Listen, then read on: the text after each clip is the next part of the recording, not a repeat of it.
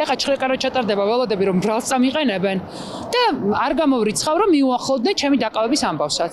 ნანუკა ჟორჟოლიანი ფონდის დაყადაღების შემდეგ ბრალის წარდგენას და დაკავებას არ გამორიცხავს, თulis რომ აბსურდულ საქმეზე დაწყებული გამოძიების კულმინაცია შესაძლოა დაკავებებით დასრულდეს. მანამდე კი ელის სახლის ჭხრეკასაც ფონდის დაყადაღებიდან 24 საათის შემდეგაც არ აქვს მთავარ კითხვებზე პასუხი, ამიტომ განმარტებებს გაბიტაშვილის უწყებისგან ითხოვს. ყველაფერი გაჩერდა. ადამიანები, რომლებიც ამდენი ხნის განმავლობაში გთხოვდნენ დახმარებას და ჩვენ მათ ვეხმარებოდით, გაჩერდა.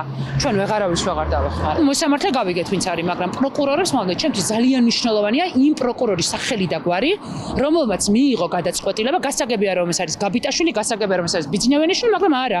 აი ვინ შეასრულა ეს დავალება, მისი სახელი და გვარის ცოდნა ჩემთვის არის მნიშვნელოვანი, იმიტომ რომ მის სახელ და გვარს დეტალურად ყველაფერს ამ პროკურორის შესახებ გაიგებს ყველა დაზარალებული და ბენეფიციარი, რომელიც ყავს მის ტელეფონის ნომერსაც და მის მისამართსაც, იმიტომ რომ შემდეგ ამ პროკურორებს მიმართ. დააყადაღეს ყველა, ვინც სინდისის პატიმრებს, მათ ოჯახებს, ასევე სტუდენტებს ეხმარება და ურიცხავს ბინის ქირას, სწავლის გადასახადისა თუ მკურნალობის თანხებს.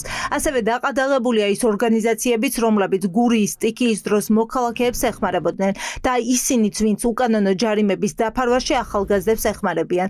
ორგანიზაციების ხელმძღვანელები გაჩერებას და დანებებას არაპირებენ და ანონსებენ, რომ ოჯახებს, რომლებსაც მათი დახმარება სჭირდებათ, არ მიატოვებენ. დაირღვა ყველა ადამიანის როდესაც აწამებდნენ ჩვენ თვალწინ ლაივში ვუყურებდით ხო როგორ აწამებდნენ ადამიანებს ერთი ადამიანიც არ მიეცემულა პასუხისგებაში ერთი ადამიანიც არ არის იდენტიფიცირებული აი ეს არის კონსტიტუციური წესწყობილებიდან გასვლა და ეს არის საბოტაჟი უშინდლამდე ვიხდით ადმინისტრაციული წესით დაჯარიმებული ადამიანების ჯარიმებს თანხა შეგვქონა სახელმწიფო ბიუჯეტში მათ შორის საშემოსავლოს ვიხდით ამ ჯარიმების არაფერი აქ არაკანონიერი არ არის. პროკურატურა ფონდების დაყადაღებას იმდენად ჩქარობდა, რომ ყურადღება აღარ მიაქცია, რამდენად აქტიურია სამოქალაქო ორგანიზაცია. სირცხვილია, რომელიც არჩევნების შემდეგ აღარ ფუნქციონირებს და გადარიცხვები ამ ფონდიდან აღარ ხორციელდება, პროკურატურა მაინც დააყადაღა.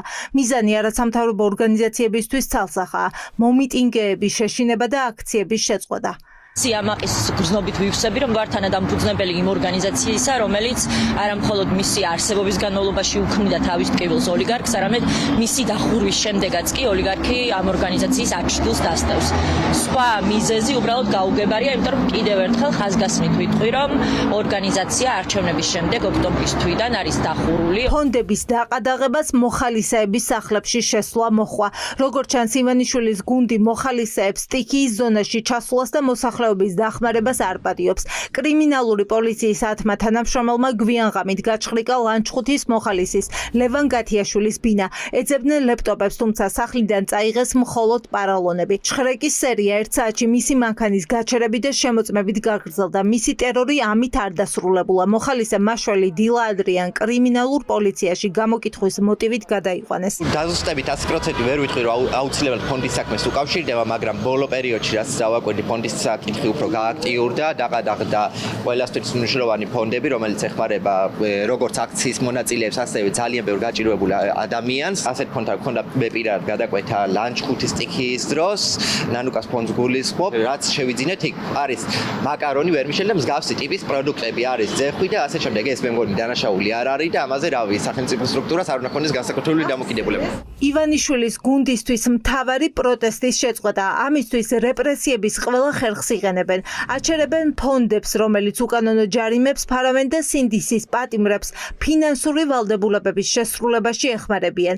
ოცნებას უნდა, რომ ფინანსური სანქციები შეეხოს ყველა მომიტინგეს, ამიტომ მათთან ყოველდღიურად საჯარიმო ქვითრები მიაქვთ. უნდათ, რომ გააჩუმონ სინდისის პატიმრების ოჯახის წევრები და ჩამოაშორონ უწყვეტ პროტესტს. დადგა 37 წელი. იმიტომ რომ მამაჩემის მამა დახვრიტეს 37-ში და იქ წავიკითხე ეს ფრაზა ძალიან დამამახსოვრდა საბჭოთა კავშირის წინააღმდეგ ძირგამომთხრელი საქმიანობა. აი გუშინდელი განცხადება პროკურატურის რომ წავიკითხე აი გამახსენდა. ნუ ეხლა სხვა ფრაზით წერია ფრაზებით, მაგრამ იგივეა.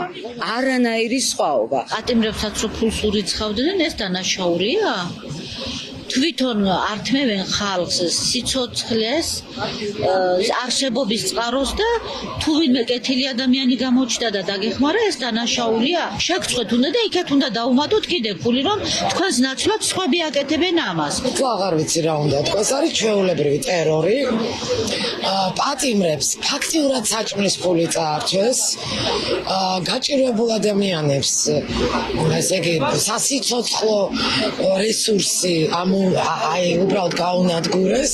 ივანიშვილი საზოგადოების აქტიური ჯგუფის განეიტრალებაზე გადავიდა. ოპოზიცია დარწმუნებულია, რომ ფონდების ხელმძღვანელების წინააღმდეგ სისხლის სამართლებრივი დევნა დაიწყება და ივანიშვილის დასასჯელთა სიაში შემდეგ ადგილს როგორც ოპოზიციონერი ლიდერები, ისე არასამთავრობო ორგანიზაციების ხელმძღვანელები იკავებენ.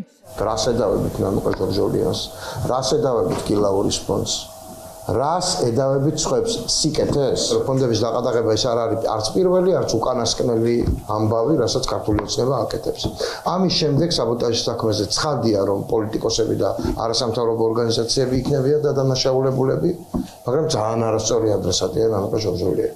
ფონდები ძალიან მნიშვნელოვან როლს ასრულებდნენ მთელი ამ ხნის განმავლობაში და პროტესტი, რომელიც ხელს და ნერვებს უშლის ქართული ოცნების ხელისუფლებას, ცდილობს რომ სხვადასხვა მეთოდით ამოქოლოს. ამოქოლვის ერთ-ერთი გზა იყო სწორედ ესეც, რომ დააყადაღეს ფონდები, რომ ამ მიმართულებით ამდაგვარი პრობლემების მოგვარების შესაძლებლობა სულ უფრო და უფრო მცირე იყოს. ფონდების დაყადაღების შემდეგ დიდი ალბათობით ვიხილავთ დაკითხვების სერიას. პროკურატურა გამოკითხვაზე დაიბარებს ფონდების ხელმძღვანელებს და გაირკვევა რა მოტივი ამოძრავებს საგამოძიებო უწყებას.